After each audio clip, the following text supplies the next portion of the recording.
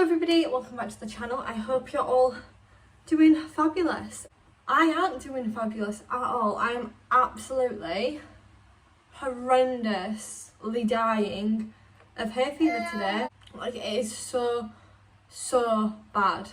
Oh, we have just been to my music, which I think I managed to get a bit of footage of. I think I'll have managed to get some footage, so you'll have probably just seen that. If I can edit it down and manage to get other kids' faces out. If not, I'll pop that footage in here.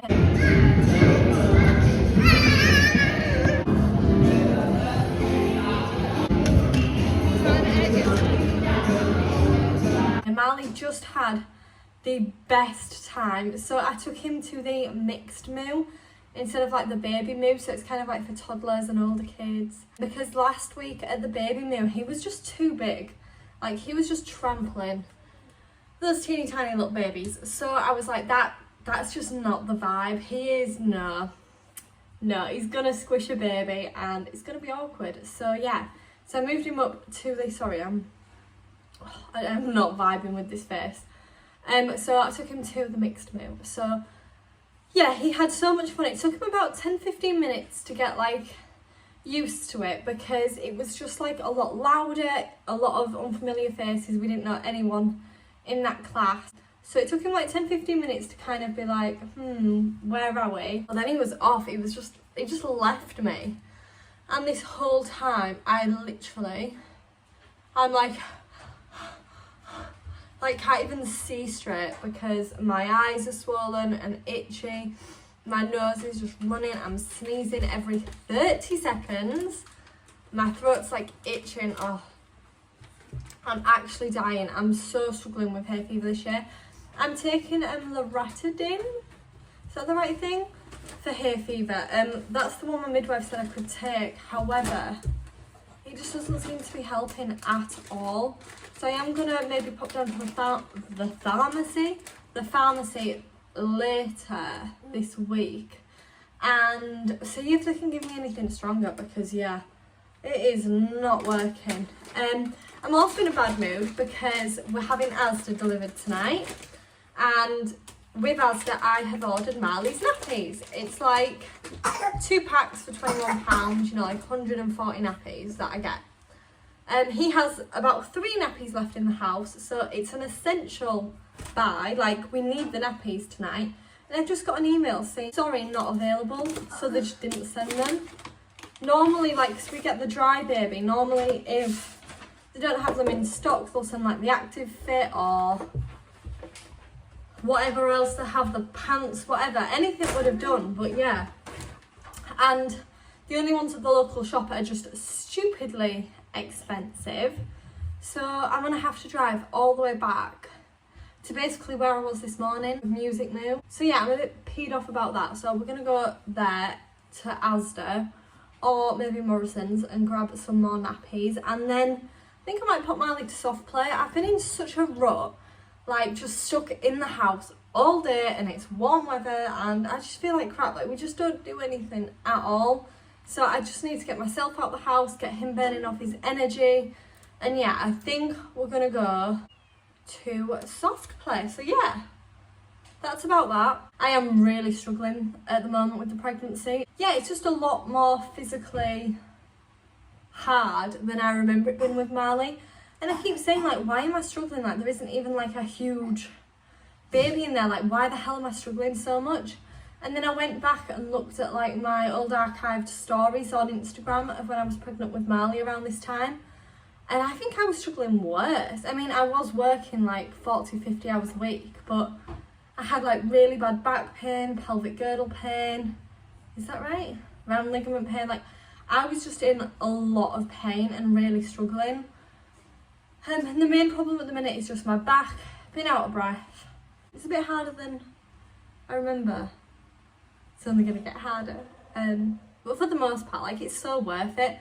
I was looking back at those stories and I kept saying, like, although I feel like crap and this feels hard, like, it is so easy. Like, when you think about the fact you get a whole human child out of it, like, you'd go through anything for your children. So like a bit of back pain, it's not the end of the world. But yeah, anyway, I really need to get going. So yeah, soft play Asda. See you guys there.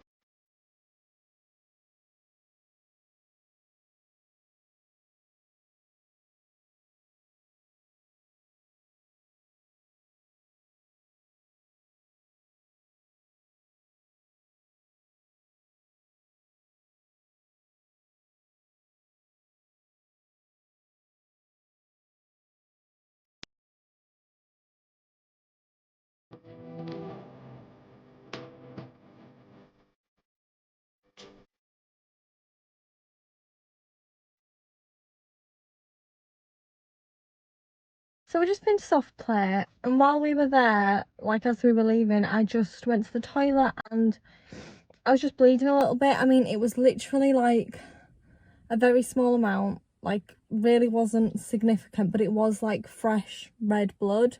So I called up my local midwives team and I kind of had a bit of back and forth because they were like, we're pretty sure we need to see you. Have you been 18 weeks, like straight away? They didn't know whether to send me to early pregnancy or not. So they're like hung up, they're like, we'll call you back. Anyway, they've just phoned me back and said that I need to go to labour ward at like the main hospital, which is just like, guys, Marley obviously can't come to the labour ward. They can't have children on labour ward. It's just not possible. I did even ask and they were like, I'm really sorry, but no. And I've never left him before, so I'm really kind of umming and ahhing on what to do. I could leave him at my mum's. That's probably where I'd feel the most safe. However, the hospital's an hour away, so even if I'm only gone like an hour, like at the hospital, that's still 3 hours away from him. And if there was an emergency or something happened, he's just so far away. Like, I just don't think I could leave him like that at all. So I think what the plan is potentially asking Jordan's parents if they'll come to the hospital with us. And then Jordan, his parents and Marley can all kind of chill out in the waiting area while I go get seen. And then if I need Jordan, Marley's still with his nana and granddad. And then at least if, you know, if he's absolutely devastated and really needs me, I'm just there. And even if I'm there for like 3 hours, like, you know, he's just right there for me to go back to. Yeah, I don't think I'd feel comfortable driving that far away from him. I'm not too worried. I must say I'm not worried. I'm feeling like everything's probably fine. They just have to obviously treat any bleed as a big deal, which of course it is, it could be, so definitely best to get checked. Always get checked. I'm just not looking forward to spending the entire night on labour ward. We are just going to have to wait for Asda to come though, like we have an Asda order coming. I've spoke to labour ward, they said there's absolutely no rush, just kind of in the next 24 hours make sure I'm seen. So yeah, that's the plan.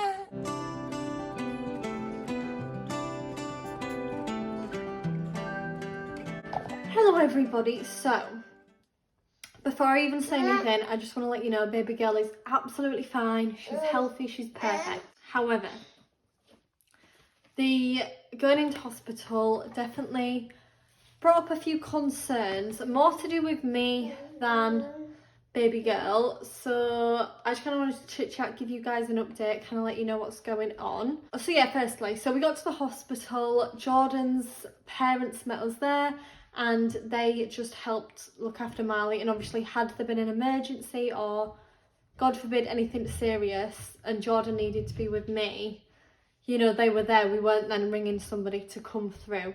It was just the easiest way and kind of like the safest way to go about it.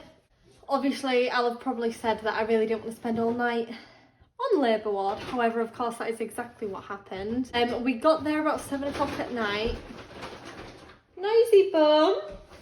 we got there at 7 o'clock at night because we had to wait for Asda. Obviously had to give Marley his tea and Jordan's mum was working. So yeah, we got there and I left Marley in the waiting room. First time I'd ever left him, guys, first time. And he immediately just started like sobbing and I was like, oh my God, what am I gonna do? Like, I can't just leave him crying. So I went back and I kind of settled him. Jordan got Miss Rachel out on his phone and we kind of just distracted him so that he didn't see me leave.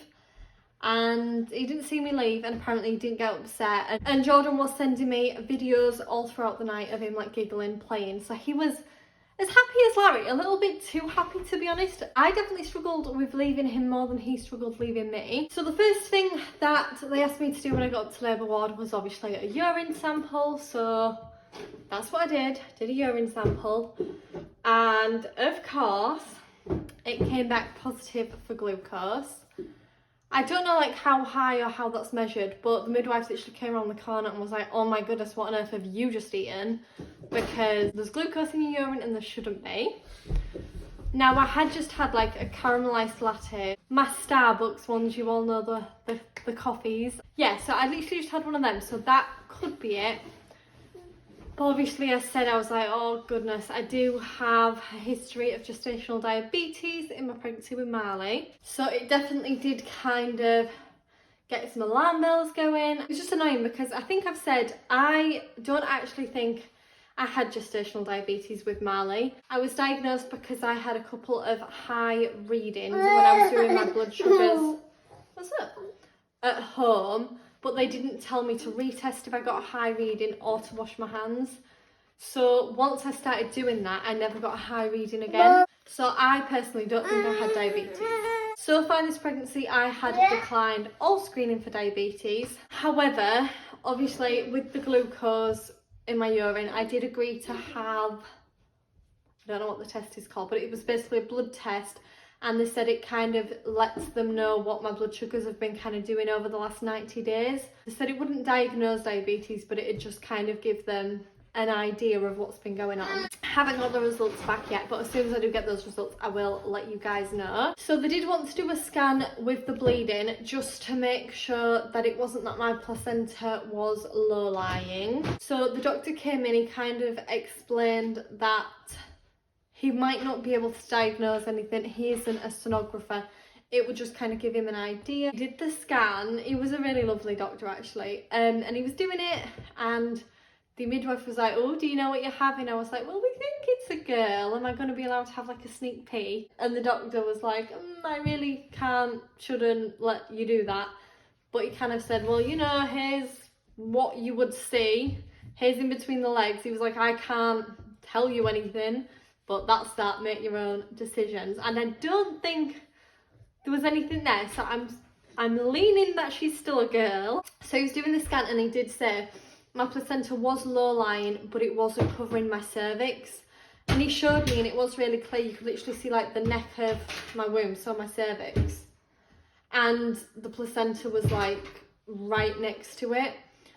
So he said he wasn't concerned so much because almost all cases he's ever seen like that, the placenta moves right up out the way by the time you're giving birth. You know, as your womb grows, it moves up. So he said he's not worried at all, but it's definitely something that they just want to keep an eye on. So they'll probably check that at my 20-week scan. And if it's still quite low, maybe go from there. I don't really know. Of course, as always, my pulse was like 140 when I got there. She left me on the bed for like half an hour. She was like, just do your best to try get it down so that I don't have to give you an ECG. Is that right? The heart rate thing. I have it every time I go to the hospital because I just have a really, really high pulse. And I managed to get it down to, I think, 115. I really should go see a cardiologist. Is that the right word? About that. But I've spoken to loads of doctors and they've just said, you know, well, if the ECG is fine, then there technically shouldn't be any concerns. So yeah, I don't know. Was that everything? And then they did a speculum internal bits and bobs. He said, and now I don't know if I've misunderstood this or what, but he said that when you're not pregnant, inside your cervix is full of like soft, sensitive cells. And he said mine were now on the outside, so like my cervix had turned inside out. And he said that that's totally normal in pregnancy. I don't know if that happens to everybody when they're pregnant or just some people, but he said it was normal, and he just said he thinks that was the cause of the bleeding. He said any kind of walking, running, exercise, anything could basically cause me to have a little bit of bleeding, but obviously any bleeding, get checked out straight away. So yeah, that was the hospital visit. I literally didn't leave until I think about 10:30. Marley was exhausted, bless him, and obviously just grateful for Jordan and his family for being able to, you know, help out at a time of crisis. As well, actually, I'm going to add here with the diabetes. So it has been a couple of days since the hospital appointment, and over the last few months, every now and then I get these really funny turns where I just feel sick and I can't get off the sofa. Like, it's like really unwell. Like, I can't move. I literally feel like I'm dying. And I have been able to link it to low blood sugar. Like, the last few times it's happened, I've taken my blood sugars and they've been like 3.1 to 3.6. So that is a bit odd because that isn't actually a sign of diabetes. I think it's like a sign of type 1 diabetes, but obviously if I had type 1 diabetes, I would know that by now. So I'm definitely going to mention that. I have a consultant appointment on the 20th of July, and I am going to mention it. But yeah, it's really odd because it's like the middle of the day when I'm getting these readings, like not first thing in the morning after I haven't eaten for hours. So it's like after I've had breakfast and lunch and like sugary cups of tea throughout the day, snacks. So yeah, I shouldn't be, and I'm like, obviously when my blood sugar gets low, I'm just having a couple of dates to kind of bring it back up, but I shouldn't have to like manually bring my blood sugar up. Your blood sugar should never be below 4, so definitely going to bring it up. It is a bit of an odd one. Today is just a miserable, cloudy day. It's about to thunder, which is my favourite kind of days, guys. I love a bit of cloudy, rainy, miserable weather, even in summer. So I think we're going to go make some brownies, watch some movies and just chill out for the night. Yeah, sound good? Sound good? We're going to go make some brownies. Do you want some brownies? Do you want some brownies? Brownies? Yes? So, anyways, we best go get cracking because it's getting late and the thunder's going to come.